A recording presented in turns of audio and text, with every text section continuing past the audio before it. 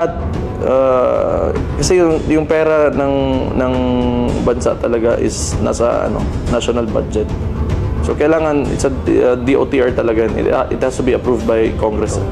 Yeah. So hindi papalakpak yung Congress niyan kasi napunta sa atin, di ba? Kakawin no, kahit pag gustuhin man ng DOTR to fund it, if hindi fundan ng Congress, wala pa din. Wala yan. Kasi dapat iayuda daw. Pambili nila ng boto na naman sa 2028. But anyway, Davao City, yeah, we look forward to seeing this 10 buses soon. We shall offer free ride, free ride yan initially during peak hours. If you have time, makinig lang kayo dito. I'll promise to give you objective opinions about what's happening, to our city, dito sa Davao, and to our country. Yeah, I'll try my best not to be, subjective kasi ayoko naman ng ganun. Mas gusto ko yung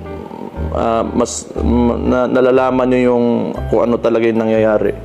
As much as possible, ayokong kulayan talaga yung mga sinasabi ko. Pero pag galit ako at somebody, galit talaga ako. That's different. But yung mga opinions ko, I try